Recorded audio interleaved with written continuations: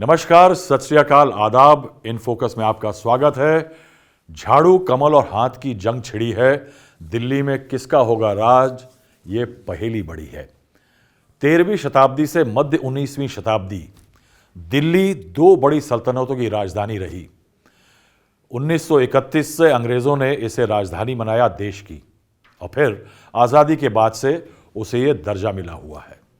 यानी करीब 700 साल से देश के बड़े हिस्से या देश का मुस्तकबिल यहां से तय होता हुआ है।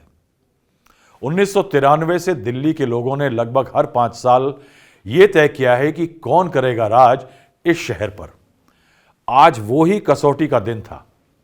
सवाल था, कौन होगा राजा, किसका बजेगा बाजा। आखिरी मौके तक वोटर को रिझाने के मौके तलाशते रहे नेता और पार्टियां। सुबह के अखबारों में पूरे पूरे पन्ने वायदों का पुलिंदा लिए आए। इश्तिहार थे साहब। प्रधानमंत्री प्रयागराज महाकुंभ में याचना करते दिखे। व्हाट्सएप ग्रुप्स पर आम आदमी पार्टी के नेता और कार्यकर्ता सुबह से मैसेज भेज रहे थे कि कैसे बीजेपी के वोटिंग सेंटर के बाहर के काउंटर खाली पड़े थे और आम आदमी पार्टी के काउंटर पर ज्यादा पर्चियां बंट रही थी। खबर यह है कि जनता ने वोट देकर जवाब दे दिया है कि कौन करेगा दिल्ली पर राज। नतीजा 8 फरवरी को सामने आएगा। I will not hazard a guess, क्योंकि साहब कोर्ट के फैसले और जनता के निर्णय, उन पे कभी भी तुक्केबाजी नहीं करनी चाहिए। मगर इशारे क्या हैं, क्या क्या एक्स फैक्टर हैं जो गिरा सकते हैं अरविंद केजरीवाल का दिल्ली का किला। आइए, तुक्के नहीं, तमाम सड़क पर माहौल क्या है पूछते हुए लोगों की तरह से नहीं, आंकड़ों और मुद्दों से क्या हो सकता है यह खंगालते हैं। आप जिस्ट के साथ हैं, मैं हूं राहुल श्रीवास्तव। 2015 और 2020 के 2 विधानसभा चुनावों के बाद दिल्ली का चुनाव त्रिकोणीय हो गया है, यानी ट्रायंगुलर कॉन्टेस्ट। आम आदमी पार्टी सितंबर से चुनाव प्रचार में जुट गई थी। नेताओं के जेल में होने, भ्रष्टाचार के आरोपों के बावजूद पार्टी ने जबरदस्त प्रचार किया है। साम दाम दंड भेद, यानी पानी में यमुना के जहर मिल गया है, यह मुद्दा तक बना दिया। उसका मुख्य चेहरा शुरू होता है केजरीवाल से और खत्म होता है अरविंद केजरीवाल पर। कैंपेन भी वही है। इस बार बीजेपी ने भी पूरा दमखम लगाया है। पुरानी गलतियां नहीं दोहराई हैं। दिल्ली में भले ही कोई कद्दावर नेता ना हो, मगर केंद्रीय नेतृत्व साफा बांध कूद पड़ा। बीजेपी का कैंपेन टोटली सेंट्रलाइज था। अगुवाई की प्रधानमंत्री नरेंद्र मोदी ने। प्रचार का समय खत्म होने के आखिरी घंटे तक रक्षा मंत्री राजनाथ जैसे नेता मंगलवार को पूर्वांचली वोटरों को रिझाते दिखे। आम आदमी के मनीष सिसोदिया ई रिक्शा वालों की रैली में दिखे। कांग्रेस के केंद्रीय नेता जैसे राहुल गांधी देर से कैंपेन में कूदे, मगर कहना होगा कि इस बार कांग्रेस ने लोकल लेवल पर खूब जमकर काम किया है। संदीप दीक्षित, अजय माकन जैसे नेताओं ने काफी मेहनत की है। अगर आम आदमी पार्टी ने मुफ्त फ्री का जाप किया, तो बीजेपी और कांग्रेस ने बिना शर्म किए, बिना लाग लपेट के उसी गंगा में खूब हाथ धोए। कुंभ चल रहा है साहब। फ्री बिजली पानी, डीटीसी की बस यात्रा बड़ा फैक्टर है। इस पर महिलाओं को हर महीने भत्ता गुलाब जामुन पर रबड़ी है। केजरीवाल के कैंपेन की पंचलाइन है, आपको सत्ता से बाहर करके क्या दिल्ली के वोटर हर महीने 25,000 का नुकसान उठाने को तैयार हैं। सुनिए साहब। अगर मैं हार गया तो तेरे बच्चों का क्या होगा। दिल्ली के सरकारी स्कूल फिर से कबाड़ा हो जाएंगे। दिल्ली में फ्री बिजली, फ्री पानी, फ्री इलाज, अच्छे स्कूल, 24 घंटे बिजली, महिलाओं की फ्री बस यात्रा, ये तो सब बंद हो जाएंगे। कम से कम हर महीने 25,000 रुपए की चपत लगने लगेगी। है 25,000 रुपए देने को। बीजेपी और कांग्रेस के वायदे हैं, जो आम आदमी पार्टी दे रही है उससे ज्यादा देंगे। आम आदमी पार्टी के नेताओं के खिलाफ भ्रष्टाचार, सीएम का शीश महल, ये सब बीजेपी के मुद्दे हैं और एंटी इनकम्बेंसी को भुनाने की कोशिश है। हमने ये जो अलग अलग कदम उठाए, उससे लाखों करोड़ रुपए की बचत हुई। लेकिन उन पैसों का उपयोग हमने शीश महल बनाने के लिए नहीं किया। कहते हैं मैं गरीबों की राजनीति करूंगा, मैं कमजोर वर्गों की राजनीति करूंगा। वैगन आर में आए, स्वेटर पहने, खंबे पे चढ़ गए, फिर खंबे से उतरे और सीधा शीश महल के अंदर गए। पिछले 2 चुनावों से दिल्ली आम आदमी पार्टी का गढ़ रहा है। 2 चुनावों से बीजेपी और कांग्रेस पे आप भारी रही है। अब देखिए 2015 और 2020 के जो विधानसभा के चुनाव हैं उसको देखें तो 2015 में आम आदमी पार्टी की वो जो छोटी सरकार बनी थी कांग्रेस के साथ, उसके बाद 67 सीटें आईं, 70 में से 67। 2020 में थोड़ा धक्का लगा आम आदमी पार्टी को, बीजेपी ने रिकवरी करी, आम आदमी पार्टी ने 62 सीटें जीती। उसमें गौरतलब बात यह है कि आम आदमी पार्टी ने 61 सीटों को रिटेन किया, यानी जो 62 सीटें जीती उसमें से वो 61 पुरानी सीटें जीत गई, यानी उसके एमएलएज के खिलाफ एंटी इनकम्बेंसी ज्यादा नहीं थी। उसके अलावा उसने 1 सीट एक्स्ट्रा जीती, यानी कुल 62 सीटें जीती। अब आम आदमी पार्टी के पास एक स्टेबल वोट बैंक सा बन गया है जो उसने कांग्रेस से छीना है। यही नहीं, भारतीय जनता पार्टी को लोकसभा में भले सभी 7 सीटों पर बनिया, पंजाबी, पूर्वांचली तमाम वोट मिलता हो, मगर विधानसभा में इस वोट को आम आदमी पार्टी ने बीजेपी से लूटा है। केजरीवाल लगातार तीसरी जीत यानी तीसरी टर्म पर आंख गड़ाए हैं। तीसरी इसलिए कह रहा हूं कि वो 2013 वाली जो थी वो छोटी टर्म थी, टेक्निकली 14 हो जाती, चौथी हो जाती है। अब जीत का मतलब क्या होगा अरविंद केजरीवाल के लिए? दिल्ली पर राज तो मिलेगा। वो अकेले रीजनल पार्टी के नेता होंगे इस देश के जो 2 राज्यों में सत्ता में काबिज होंगे। कोई और पार्टी 2 राज्यों में नहीं है, ममता बनर्जी हो, अखिलेश यादव हो, लालू प्रसाद यादव हो, कोई भी रीजनल पार्टी दूसरे राज्य में नहीं है। आम आदमी पार्टी का राज पंजाब और दिल्ली में हो जाएगा। इंडिया ब्लॉक में बीजेपी को लगातार हराने वाले नेता बनेंगे अरविंद केजरीवाल। दिल्ली की जीत उनको एक नेशनल लेवल पर कैटापुल्ट करेगी, यानी लॉन्च करेगी। मगर हार एक बड़ा सेटबैक होगी। बीजेपी सत्ता में आई तो फाइलें खुलेंगी साहब। कांग्रेस जिसे आम आदमी पार्टी ने दरकिनार किया था उसका हौसला बढ़ेगा और उसकी रिकवरी हो सकती है, और आम आदमी पार्टी की यानी कुल मिलाकर के मुश्किलें बढ़ जाएंगी। अब इन चुनावों में मुद्दे तमाम हैं, मगर इस बार अरविंद केजरीवाल के सामने 10 साल की एंटी इनकम्बेंसी भारी है। यह सच्चाई है, और प्रूफ यह है कि यह फैक्टर है कि अरविंद केजरीवाल ने 70 में से 20 सिटिंग विधायकों को टिकट नहीं दिया। टिकट क्यों नहीं दिया? कि विधायकों अपनी पार्टी के खिलाफ या सरकार के खिलाफ एंटी इनकम्बेंसी है, विधायक बदल करके एंटी इनकम्बेंसी बदल देनी चाहिए, यानी उम्मीदवार बदल दिए। पहला एक्स फैक्टर जो मैं कहूंगा दिल्ली के चुनावों में है, वो एक्स फैक्टर है जातीय और क्षेत्रीय वोटर। जातीय, क्षेत्रीय और वर्गीय वोटर। देखते हैं कौन कौन से वर्ग कितना दम रखते हैं दिल्ली के चुनावों में। सबसे भारी पूर्वांचली वोटर, इसका इन्फ्लुएंस है 25 सीटों में, मगर इसका जो वोटिंग स्ट्रेंथ है वो ज्यादा है, मैं बाद में आऊंगा। पंजाबी और बनिया वोटर जो है वो 34 सीटों में इन्फ्लुएंस रखता है। दलित वोटर 30 से 35 सीटों में इन्फ्लुएंस रखता है। मुस्लिम वोटर 10 से 15 सीटों में इन्फ्लुएंस रखता है। मिडिल क्लास 58 सीटों में। सबसे पहले बात करते हैं पूर्वांचली वोटर की। वो उत्तर प्रदेश और बिहार से दिल्ली में उनका आकर के बसना शुरू हुआ 80 के दशक में। जमुना पार के तमाम जमीनें जो खाली पड़ी थीं वहां कॉलोनियां बसी। एचकेएल भगत जैसे कांग्रेस के बड़े नेताओं ने यहां पे अवैध कॉलोनियों को संरक्षण दिया, यानी एक तरह का एक जेजे क्लस्टर माफिया पैदा हुआ।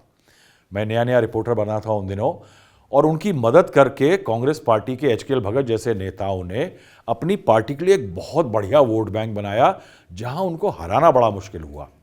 मगर उस समय पे ये डिपेंडेंट माइग्रेंट्स हुआ करते थे। तब के पूर्वांचली माइग्रेंट आज के डोमिनेंट फोर्स बन गए हैं। दिल्ली में उसके वोट की तूती बोलती है। अगर आप दिल्ली की ह्यूमन डेवलपमेंट रिपोर्ट DHDR 2013 को देखें तो उसके अनुसार 47% दिल्ली के माइग्रेंट उत्तर प्रदेश से हैं, 31% बिहार से हैं। तीनों बड़ी पार्टियां और बीएसपी जैसे दल उनको रिझाने की कोशिश में लगे हैं। ग्रैंड छठ पूजा, भोजपुरी को प्रोत्साहन, पूर्वांचलियों के लिए अलग मंत्रालय, ये वायदे हुए हैं। आम आदमी पार्टी ने 12 पूर्वांचली फेसेस फील्ड किए हैं, कैंडिडेट फील्ड किए हैं, जिनमें सोमनाथ भारती मालवीय नगर में, विनय मिश्रा द्वारका में है। बीजेपी ने यहां तक 2 सीटें छोड़ दी हैं एलआई, जेडीयू और एलजेपी के लिए, जो बिहार की पार्टियां हैं, इन पूर्वांचलियों के वोट को थामने के लिए। आम आदमी पार्टी ने स्पेशल टास्क फोर्स बनाया है पूर्वांचल वोटर जो दिल्ली में रहते हैं उनके लिए। आम आदमी पार्टी की 7 टीमों का नेतृत्व कर रहे हैं राज्यसभा के सांसद संजय सिंह। बीजेपी ने भी टीम बनाई, योगी आदित्यनाथ, राजनाथ सिंह, मनोज तिवारी, रवि किशन, इसके अलावा करीब 100 बड़े नेता जो प्रोमिनेंट फेसेस हैं यूपी और बिहार के पूर्वांचली नेताओं के, वो इस दिल्ली में पूरे समय पे बैठे हुए हैं। अब देखें पूर्वांचल का दम जो है, किसको मिलेगा वोट। वोटर जो है वो करीब कॉन्स्टिट्यूएंसीज में 30 से 40% रेंज करता है। 2020 में 10 एमएलए थे पूर्वांचल से। अब सोचिए ये संख्या 2015 में 9 थी। 1993 में जब पहला चुनाव हुआ था, असेंबली आई थी वापस, उस समय पे सिर्फ 2 सांसद हुए, विधायक हुए थे जो कि पूर्वांचल रीजन से, आज 10 हैं। अब इस वोट बैंक में इस बार खलबली है। 2020 में बीजेपी को इस वर्ग की 7 सीटें मिली थी। इस बार नौकरी की कमी, बेसिक सुविधाओं का अभाव, बीजेपी का इस वर्ग में हार्ड वर्क, ये आम आदमी के खिलाफ फैक्टर हैं। मगर फ्री स्कीम्स इन लोगों के लिए बीच में हिट है। देखिए इनमें सोशली बैकवर्ड और इकोनॉमिकली एक्सट्रीमली बैकवर्ड लोग हैं। दिल्ली के गरीब गुरबा लोग हैं जो उनको बस की फ्री सुविधा, बिजली, पानी और तमाम स्कीम है, जैसे अस्पताल की स्कीम का प्रॉमिस है, महिलाओं का, आप सत्ता में है, स्कीम का प्रॉमिस और आपका दम ज़्यादा है, तो जो वोटर है उसको लगता है कि जो सत्ता में है या आने के चांसेस हैं उसका समर्थन करें तो जो वायदा कर रहा है वो मिलेगा, या जो मिल रहा है वो मिलता रहेगा। अगर आम आदमी पार्टी की पकड़ यहां कमजोर हुई तो उसका सत्ता में वापस लौटना मुश्किल तय है। तो ये एक फैक्टर एक था। दलित वोटर जो है वो दिल्ली का दूसरा अहम वर्ग है। टोटल पॉपुलेशन 16.9 यानी 17% के करीब। ये वोट आम आदमी पार्टी के साथ है। 2020 में रिजर्व्ड सभी 12 सीट, जितनी 12 सीट थी दलितों के लिए, वो आम आदमी पार्टी ने जीती थी। मगर इस बार सैनिटेशन वर्कर्स नाराज हैं। वो वर्कर जो काम करते हुए मारे गए हैं सीवर और तमाम चीज़ों में, और ये घटनाएं दिल्ली जैसे शहर में होती हैं, शर्मनाक है। उन्हें 1 करोड़ के कॉम्पनसेशन का वादा था, मिला नहीं है। दिल्ली में तमाम नौकरियों पर आउटसोर्सिंग हुई है, यानी प्राइवेट कंपनी को दे दी गई है, सफाई कर्मचारी वगैरह। उसके कारण सामाजिक रूप से पिछड़े लोगों को जो नौकरियां मिलती थी सरकारी, वो कम हो गई हैं। ये भी एक फैक्टर है। दलित वोट कितना जरूरी है ये बताना बहुत जरूरी है। दिल्ली की वाल्मीकि बस्ती जो एक इलाका है, अगर आप सिर्फ उसका केस स्टडी लें तो अरविंद केजरीवाल ने 2013 में अपना पहला कैंपेन यहां से शुरू किया था। आम आदमी पार्टी का सिंबल झाड़ू यहीं से लॉन्च हुआ था, क्योंकि यहां वाल्मीकियों की सफाई कर्मचारियों की आबादी है। अक्टूबर 2, 2014 आई है। प्रधानमंत्री नरेंद्र मोदी ने स्वच्छता अभियान जो शुरू किया था, स्वच्छ भारत, वो यहीं पे झाड़ू लगा के शुरू किया था। क्यों किया था? इसका एक ऐतिहासिक परिप्रेक्ष्य भी है। महात्मा गांधी इस इलाके में अप्रैल 1946 से जून 1947 तक करीब 1 साल से ज्यादा इसी इलाके में रहे थे। दलित कांग्रेस का वोट थे ट्रेडिशनली। आम आदमी पार्टी उनको लेकर उड़ गई।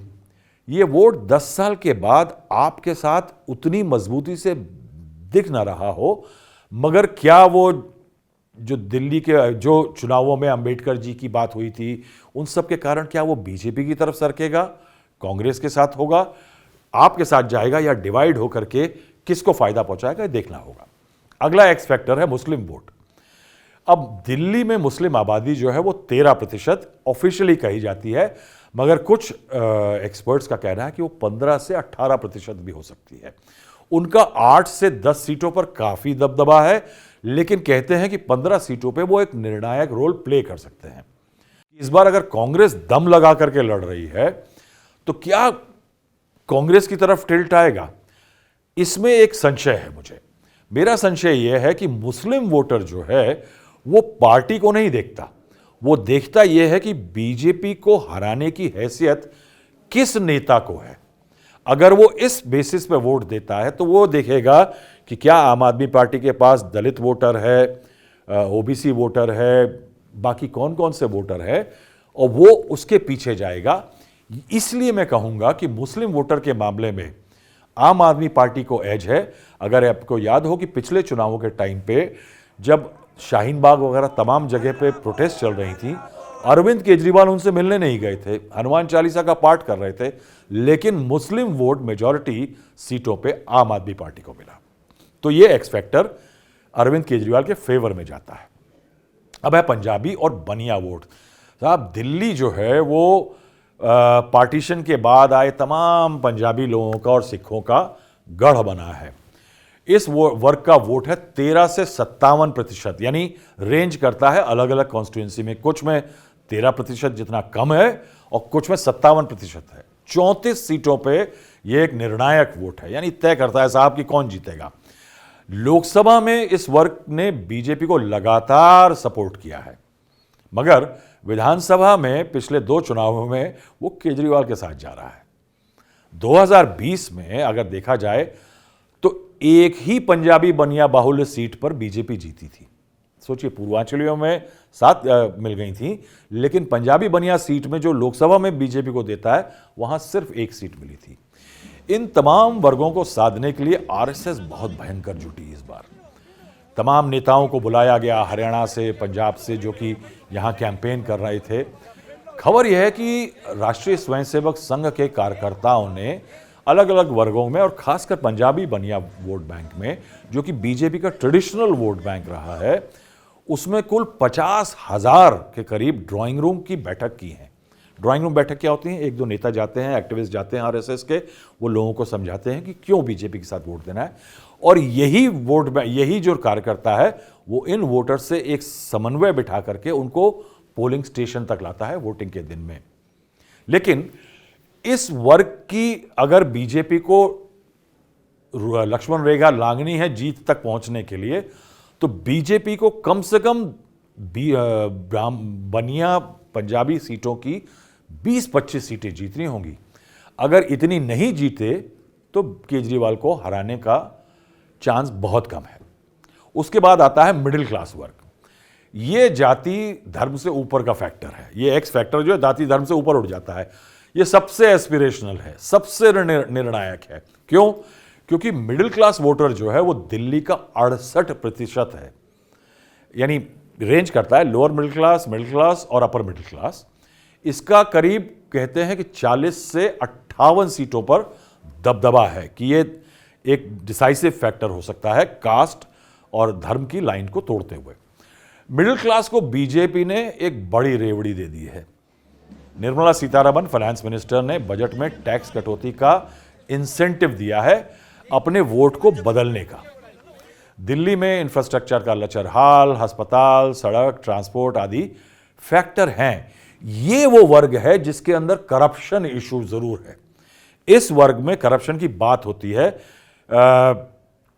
क्योंकि अगर देखा जाए तो ये वर्ग है जो कि अवेयर ग्रुप माना जाता है, पढ़ा लिखा वर्ग माना जाता है। अगर बीजेपी इस वोट बैंक को ले उड़ती है तो टक्कर बहुत इंटरेस्टिंग हो जाती है। ये वो एक और एक्स फैक्टर है जो आम आदमी पार्टी का किला ढा सकता है अगर बीजेपी इसको ले जाती है। अब एक अहम फैक्टर और है, पार्टी की जीती गई सीटों पर जो 2015 से मुकाबले जो मार्जिन है या आम आदमी पार्टी का वोट शेयर है, वो वोट शेयर जो है घटता रहा है। मैंने ये सारे फैक्टर बताए कि जो कि वोट को ऊपर नीचे कर सकते हैं, और वोटों का ऊपर नीचे होना वोट शेयर और मार्जिन को इंपैक्ट करता है। 2020 में 61 में से 32 सीटों में आम आदमी पार्टी का जो वोट शेयर था वो 2015 के मुकाबले घट गया। 29 सीटों में, ये जो 32 सीटों में वोट शेयर घटा, इन 32 में से 29 में बीजेपी का वोट शेयर बढ़ गया। यानी आम आदमी पार्टी का नुकसान बीजेपी का फायदा, कॉन्टेस्ट क्लोज 32 सीटों में।